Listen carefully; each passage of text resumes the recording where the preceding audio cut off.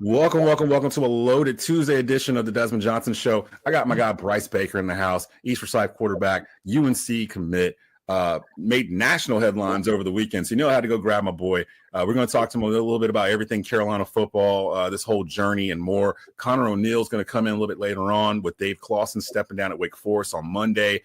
He is the publisher of Deacons Illustrated. He'll talk to us about what led to that decision. There's a whole lot of stuff going on, but we got you covered. It's your lunchtime fix. This is the Desmond Johnson Show. Go ahead and roll that intro. Let's go. Live with Desmond Johnson, son, the live is one. Represent NC to the fullest.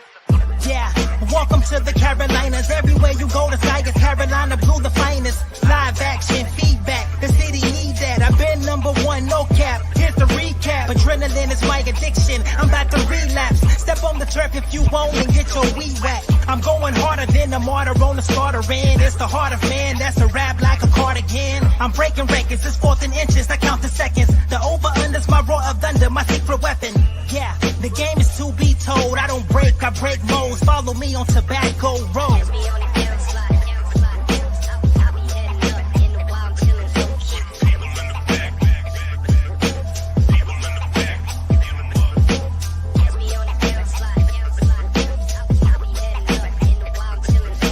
Live with Desmond Johnson, son, the live is one. Represent NC to the fullest.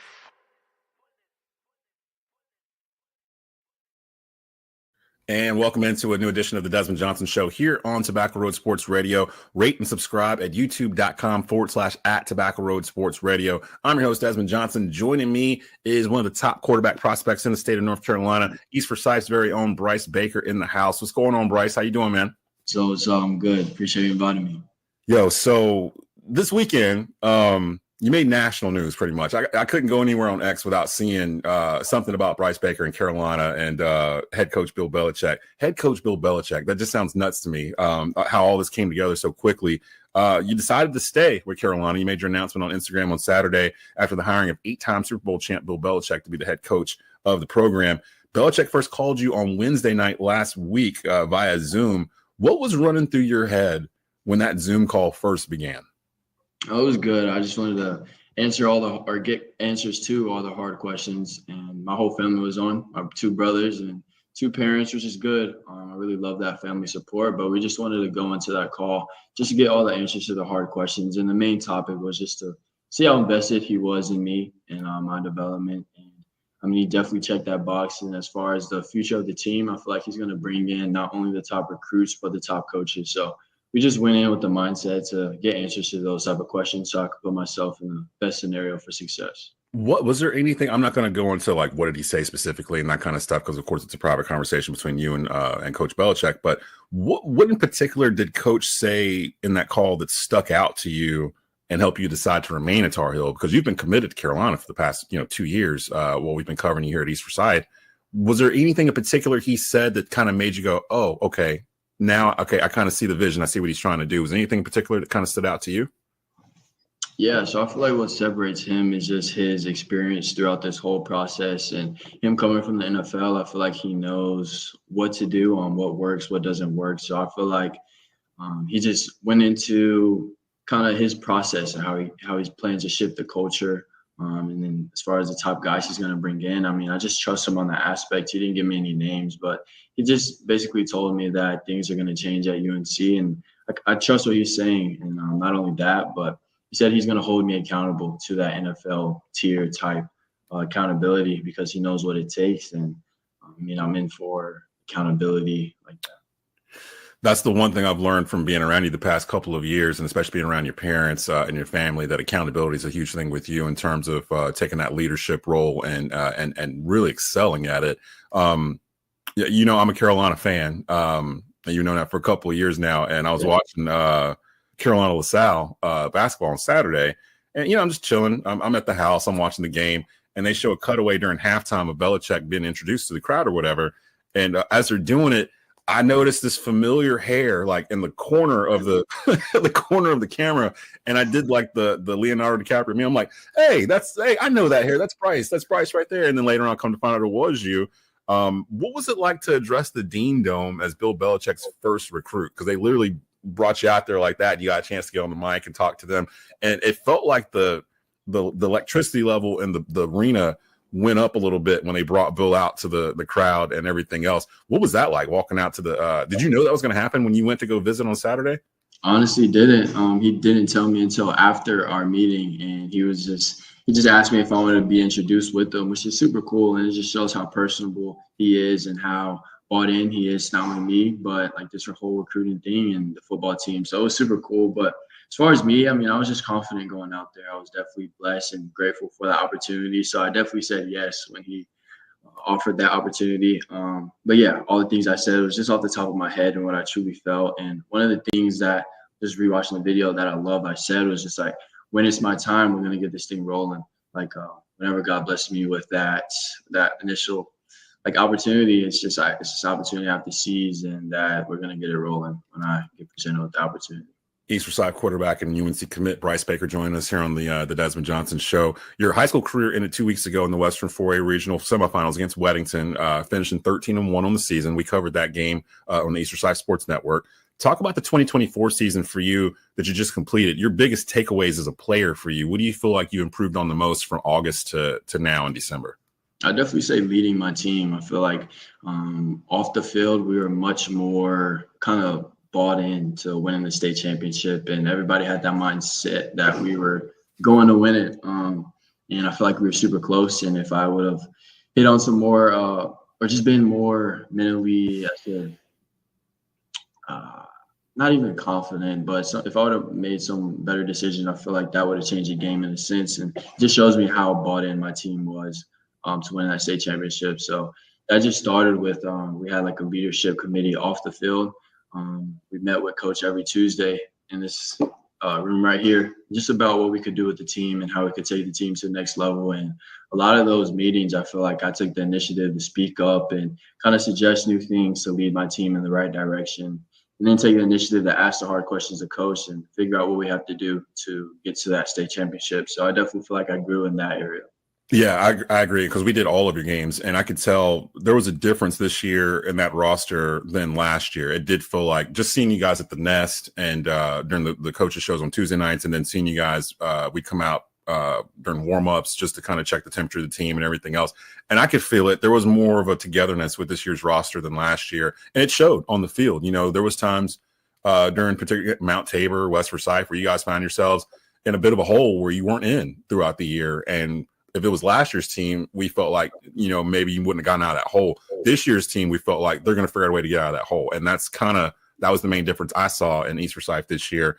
Speaking of East, while we're there, how big is the coaching staff at East Forsyth prepared you for what's next, especially head coach Todd Willard and offensive coordinator Ronnie Horton, who, of course, you've got specific relationships with in terms of being the leader of this team, the quarterback of this team the past 2 years, the success you've had individually underneath these two guys. Talk to me how much they prepared you for the next level going on to Carolina. I just feel how bought the whole coaching staff is like uncomparable to a lot of other, high schools around the area. After the game, I was able to meet with 4 coaches just to go over the film and try to figure out what I specifically could have done better. And that's when I learned, like, if I were to hit those, hit those like 5 plays, I feel like that could have changed the game there. But I feel like I wouldn't have realized that if I weren't able to meet with those coaches. So just how bought in they are to the development of the team. Just kind of separates the coaching staff there. And then I feel like as far as the next level, they definitely helped me in making the decision. And they didn't kind of try to steer me in one way or the other, but they were just there for support. And if I had any questions, they were definitely open to answer them honestly, which is and there's been a lot of D1 kids that have gone in and out of the East Forsyth program over the past 7, 8, 9 years since they've really got it rolling, really after 2017 and then the 2 state championship runs. They've become, I don't want to say a factory, but they've become a place where D1 kids can go and really get exposure and play for a contending team every year. Bryce Baker joining us here, quarterback for East Forsyth, and UNC commit for head coach Bill Belichick joining the Desmond Johnson Show. What would you – well, actually, I've been curious about this myself, and I've never got a chance to ask you, what current or former quarterback do you admire or emulate their style of play, or do you?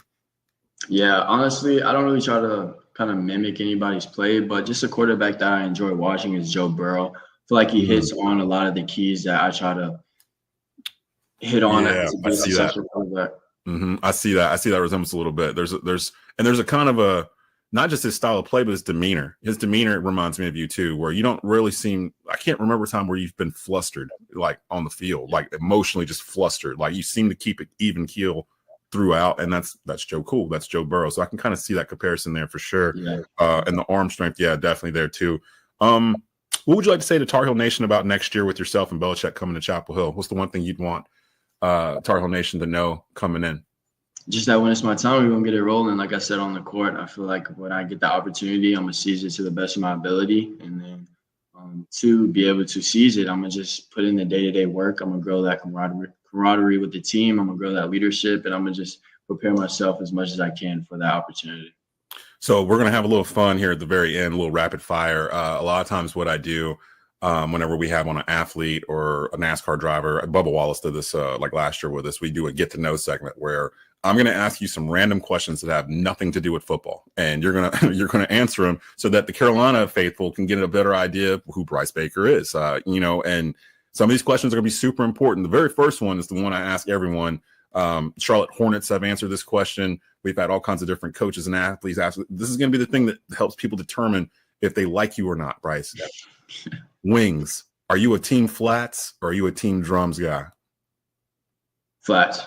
Oh, you're killing me, man. 100%. What is it with y'all, man? What is it with the team flats? What is it? No, I watched this video and I know how to get like all the meat off the bone. I know what you're talking about. Is it the dude that just kind of like literally can just like in one bite, like take the whole thing? See, I can't. I'm team drums. Drums are easier to hold. They dip better. Like I always start off with that one. Every time I'm surprised whenever someone tells me whatever it is, because I always have them pegged for the other way around. I'll be honest with you. As far as bone in, I'm not even a bone in guy though. I love to go boneless. Really? The boneless? Oh my gosh, Bryce, you're killing me. Okay. Rapid fire with Bryce Baker. Here we go. Are you a morning person or are you a night owl? Morning person. Okay. Beach or mountains? Beach. For sure. Easy. Favorite cartoon of all time? Amazing World of Gumball. Wow. Okay. You went after with that one. Okay. So say East Forsyth wins the football game. It's been a great win. What's your favorite meal to eat after a victory? Pizza. All right. What's your go-to? What's your order? Cheese pizza. Really? Just cheese? Cheese pizza. Any particular spot that you go to that's your place or? Well, my favorite is Mellow Mushroom, but I mean locally probably like Domino's. Yeah. But Mellow Mushroom, that hits like that. Yeah. 100%. Yeah. I'm a big fan. Favorite team or player of all time? Patrick Mahomes. Pat Mahomes. That ain't bad. That ain't bad at all. And then finally, if you weren't playing football, what do you think you'd be doing in terms of career-wise? Like, what do you think you'd be doing going into college or whatnot? Hall of Fame basketball player. Basketball. Okay. Yeah. And I've watched you play basketball. So any thoughts of maybe trying to talk to Hubert, see maybe you can walk on the basketball squad?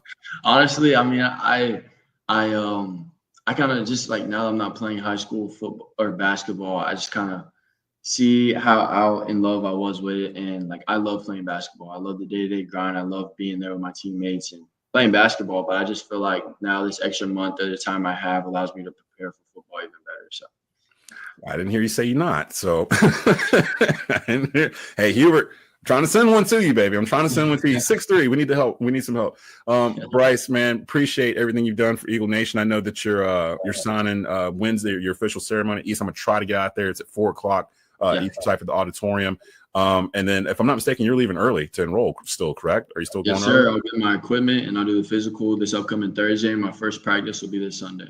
Wow. So yeah, just like that. So yeah, man, I appreciate you doing this, hopping on with us. I've been kind of waiting until we got towards the end of the season to ask you to come on. Didn't want to be a distraction because I knew you guys were on a mission and doing what you were going to do.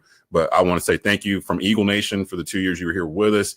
Gave us a lot of thrills, conference championships, a lot to hold your head up high for in terms of accomplishments here. You're going to go down as one of the top quarterbacks in Eagle history, and we've seen a lot of them. So I just want to say we appreciate you. We're going to follow your career going forward. You're always welcome back home here at Eagle Nation, here in Kernersville. You know that just from being here. You know what it's about here. It's people say it all the time that it's just different at East. It is. It's different. It's a different vibe over there entirely in terms of family and the way everything's constructed. And congratulations, man. Like, but there's still work to be done. You know that. And you're gonna continue to work hard. I know your character. I know your family. I know what you're built on, and just proud of you, man. And congratulations on all the success you've had so far. I appreciate you. Appreciate all you doing for the team and your coverage on me. Appreciate it. So that's Bryce Baker. You can follow him on social media, follow his exploits there. Tar Heel Nation, you got a winner coming in with head coach Bill Belichick, which, again, it's just totally crazy for me to say that out loud, that, that Bill Belichick's the head coach of the Carolina Tar Heels. But it's going to be fun. It's going to be fun, definitely. We got breaking news from yesterday. Head coach Dave Clawson from Wake Forest stepping down, effective immediately. We've got Conor O'Neill in the house. He's going to come on next from Deacons Illustrated, publisher of Deacons Illustrated. He's going to break down the why and what's going on in college athletics in general in just a bit. You're listening to the Desmond Johnson Show. Welcome back into a brand new Tuesday edition of the Desmond Johnson Show. Desmond Johnson here with you. Just all kinds of breaking news and stuff going on all over the place over the past 4 or 5 days, and a lot of it ACC related. If you haven't been living under a rock, you found out yesterday on Monday that Wake Forest head football coach Dave Clawson decided to step down and take an advisory role within the program. Joining us right now from Deacons Illustrated and Devils Illustrated, publisher Conor O'Neill in the house. What's going on, Conor? How you doing, man? I've been better to be quite frank. Little daunting. Football press conference with Dave Clawson resigning. Basketball game tonight. Basketball season underway. All kinds of portal madness to track. It's a lot. There's like 1 billion kids in the portal. We'll get to that in a minute, because I do want to get to the portal and NIL, kind of leading to this decision with Dave Clawson taking an advisory role with the Deacons athletic program. You've been covering the Deacons athletic program for Deacons Illustrated for the past 4 years now, 4 years covering the football team. How surprised were you at this decision for Clawson to step down at this moment? 11 years at Wake Forest. The past 2 years, not the best years for the program with Dave. How surprised were you when you found this out on Monday afternoon when the school announced that he was stepping away? Yeah, so to make a simple question, to give a complicated answer to a simple question is what I'm looking for here. Yes and no, I was surprised. Talking to people, and if you asked me about this a month ago, I would have told you that I thought it was kind of inevitable. Just the way Dave has talked over the last year or so during the season, definitely more so than just the random spring and summer times that we talked to him. There were signs of it last season in 2023, but really this season it came full focus. It just seemed like Dave was exhausted by the process, meeting with every player on your roster during an off week when you're supposed to be trying to get your team better, to gauge who wants to come back, how much money they want to come back for. That wore on him, the in-season poaching of rosters, like having your kids get approached after a game. Like he specifically mentioned Miami's coaching staff coming up to DeMond Claiborne, his star running back, after they played Miami down there. And he said, like, he didn't know that Miami staff knew DeMond that way. Wow. That kind of stuff. And none of that's illegal, right? Like they can do this. Yeah. I mean, it can't be illegal because there are no rules. There's no rules. That's where I think the wild west term gets thrown around too much, and it's kind of lost some meaning. But that is one of the ways that it applies. Like it is, there are no rules against tampering. There's ways to circumvent every rule that does exist. Is where I want to go with that, but. Where I was surprised was, up starting about a month ago and less, all signs pointed to Dave Clawson being back at Wake Forest in 2025, being their football coach in 2025.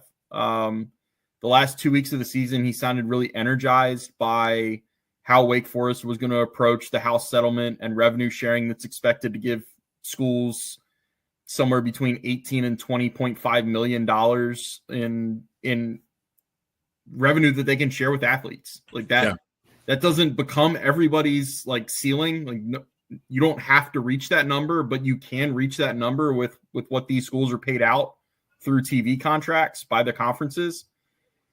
And it seemed like Dave was encouraged by that, not leveling the playing field, but at least getting the playing field closer to where it was when Wake Forest was in a bowl game every year. And when they had a magical season in 2021 and went to the ACC championship game. And so the way he sounded at the end of the season, the fact that Wake was out here, they just got a commitment from Devon Claiborne to return. They picked up a couple transfers that were going to help them a lot. They signed a 20-player freshman class coming in, and 10 of them are expected to be on campus next month for the spring semester. All of that kind of added up to, okay, they've moved past they've kind of moved past the storm, or at least the storm's arrival in terms of Dave Clawson's departure from Wake Forest.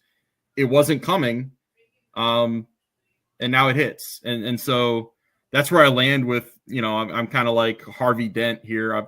Half of me is surprised and half of me is not surprised, because my first instinct during the season winds up being correct.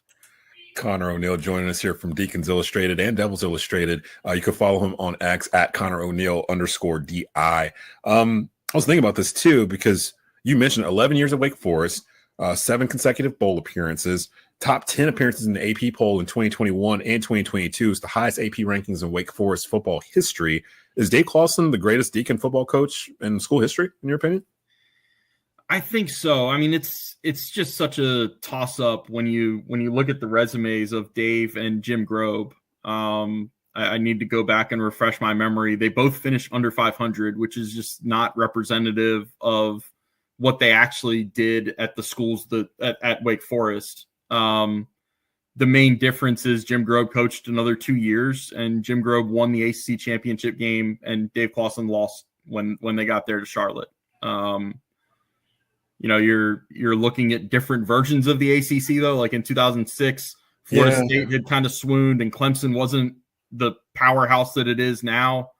Like, man, it feels like a lifetime ago. Yeah, it was probably a little bit more of a competitive ACC in what Dave Clawson got to the ACC championship in. I mean, Kenny Pickett, I think, finished second or third in the Heisman Trophy when Wake Forest went there and lost to Pitt. Yeah.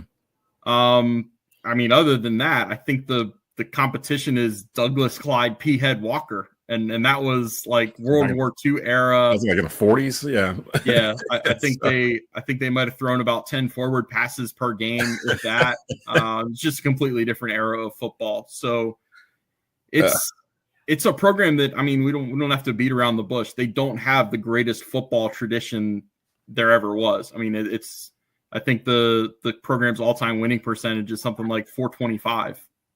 It's not been a traditional powerhouse in any sense of the word. So a coach coming in, following a coach who was very successful, and Jim Grobe, who had 13 seasons, like I said, won an ACC championship, getting the next coach to come in and have 11 seasons and win as many games as Dave Clawson did, get back to the ACC championship game, go to 7 straight bowl games. I mean, to put it in further perspective, and it varies because there's so many more bowls now than there were 20, 30, 40 years ago.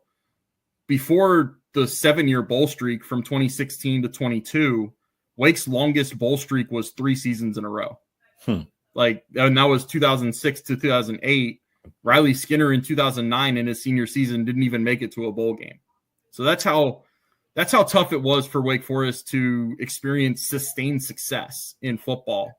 And they were able to capture that. I mean, they did it for 7 straight years. They were a team in the ACC that was going to give you all you could handle for the most part. They were going to score a lot of points on you. Other than that 2016 team, I mean, every team that went to a bowl was an electric offense. And they played some really good football for Dave Clawson. And Dave Clawson's Wake Forest teams, it won't get mentioned enough, but they have affected offensive plays, run plays in particular, that long mesh handoff that they do. I've seen it trickle down to the high school level, calling high school football on Friday nights, where you'll see it happen. And you're like, where have I seen that before? It's like Wake Forest is the first thing that pops in your head. It's like, that's Wake. Wake does that all the time. That's their thing. And like you've started to see it a little bit in the pros too, where that RPO that had been adapted a couple years back, pro style, Now it's kind of implemented that same long mesh handoff to kind of trick that edge defender and trying to make him wait an extra second to figure out where to go. But Wake was doing it like long mesh, like literally they're both dancing for like 3-4 seconds before they split off or whatnot. Now, I didn't realize this, but Wake Forest lost like over a dozen starters over the past 2 seasons to the portal or the NFL due to basically just not being able to pay the market rate for them because of NIL kind of basically beginning. Do you think Wake Forest has an NIL problem? Because you mentioned earlier with revenue sharing coming on next year, and David Glenn was on with us last week, and he was explaining this kind of with the Bill Belichick signing at Carolina, how that's going to help him. Do you think Wake has an NIL problem? Because they are the smallest D1 school in D1 and always have been pretty much for the most part. I've feared that it turns to a bidding war and they're just going to get overspent every time. How do you compete with that? And it feels like that's what Dave Clawson was seeing on the wall too. Like, do you think they have an NIL problem? Is it something that can be fixed? Because they may be the smallest, but Wake has money. So what? Yeah, that's where the rev sharing from the House settlement that goes into effect July 1, I think, and it's all. I think it still has to be finalized. I think the T's have to be crossed, the I's have to be dotted. But I think that's where Wake sees an opportunity to close the gap. And it's easy to say Wake has an NIL problem. It's also it's hard to be completely it's the word I'm looking for here. Like, I think it's a little intellectually dishonest to say that they have an NIL problem, because if it was really a problem, they wouldn't have had some of the guys on this year's roster that were on there. Like Damon Claiborne would have been somewhere else. Jasheen Davis, Devontae Gordon, Kevin Pointer. A lot of those guys would have been also elsewhere. You can never pay everybody like that. The NFL teams experience that. Everybody that has players getting paid experiences that. It's kind of one of the reasons why high school football is still at least a little bit pure in that sense. So far, yeah. Right. But, like, you're never going to be able to afford your whole roster to be retained. And that's where you have to prioritize. You have to pick out which players you can afford to lose and which ones you can't. And I don't think I'm being disrespectful when I say that some of the players Wake Forest lost, they could afford to lose. Now, some of them they couldn't afford to lose. Like, they really could have used Deshaun Jones, who went to Alabama to be a corner, a backup corner this year, instead of starting and playing like 800 snaps at Wake Forest. That one hurt, and it really hurt because he was a spring portal defection. So that was when Clawson got on his soapbox. I think he would be okay with me using that term, but he has some real problems against the spring portal, and he called it very dirty. Like, that's where a lot more of the tampering happens. That's where a lot of the big boy programs go through spring practices. They realize where their depth problems are, and they go looking on other teams' rosters. That's my problem. That there's two portal openings. There's one, and they're both in the weird spots, because there's one now in December that just opened for I think a couple of weeks or something like that. And I think last time I checked, it's like 1,500. It's probably more than that now. 1,500 plus kids in the portal. That was like 5 days ago, I think. When it opened up on December 9th, and it goes to the 28th. I get why it's in December, because you're at the end of the semester and everything else, but it's also in the middle of bowl season pretty much, like, which is why kids are opting out of playing in bowls and all this other stuff, because now they don't have a reason to play in the bowl. If they're not planning on being there, they're going to enter the portal because it's open. And if you're in there early, then you got a better shot of, getting to where you want to be. Yeah. And then I think Clawson made this point too, maybe earlier in the year, where it was like, like you were saying with the spring defections, you're gonna have kids that are gonna leave that have been there a year or two, and they're not in the position they want to be in after a year or two. They're gonna go someplace else, and it might work out, it might not work out, but that's kind of the gamble the kid is taking.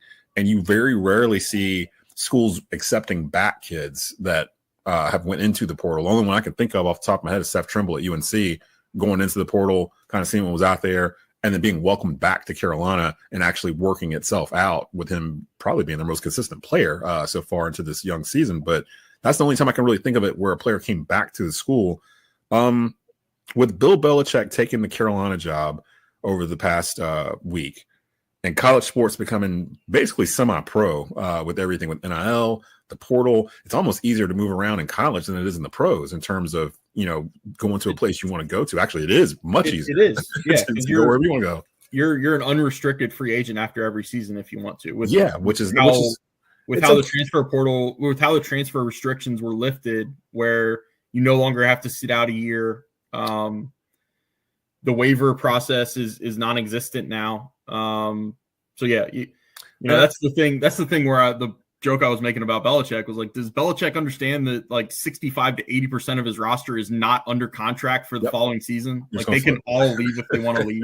They're all just going to go. But now he's getting the benefit of the other side of it, where he's getting kids from other schools wanting to come play for him and the staff to build at Carolina, and they can easily just come over. They don't have to wait a year or anything like that. I mentioned him because I'm sitting here thinking, okay, if all this is going to happen, like what DJ was saying with the revenue sharing, you already see what the NIL thing is. With the revenue sharing, they're going to get, Carolina's going to increase their NIL budget to like $20 million, and they had just lost out on that number one recruit out of Utah because they basically got outbid for him. He's getting like $5 million from BYU of all places. So that'll affect not just the football program, but the entire athletics department as a whole. I'd imagine Wake is looking at that, and other schools in the ACC around the country are looking at that similarly and thinking we need a GM, we need a cap, we need to figure out what we're doing with our money, because that's the new landscape of college sports. If you're Wake and you're looking at who to hire as the next coach of the football program, going into it thinking of these things, do you go and hire another college coach and do it the method that you did with Dave Clawson? You go find a guy dominant in the rough that's been having great success, maybe at a place smaller than Wake, like Bowling Green, or do you do what Carolina just did and hire a guy with pro experience? And the first name that popped into my head that would be perfect at Wake Forest was Steve Wilkes. Steve interviewed at UNC. He's got pro experience as a head football coach with Arizona. He was an interim coach with Carolina. He's got Carolina ties. He went to App State. He's from Charlotte. All of it seems like it would be a good fit. Now, I don't know if Steve Wilkes wants to coach at Wake Forest, but he did interview for the Carolina job.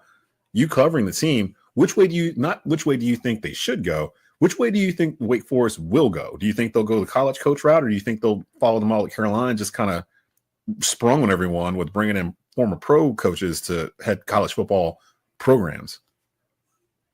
If I had to say now, I think it'll be find a college coach, like a young up and comer is always what you want. I think there has to be some reality to it where,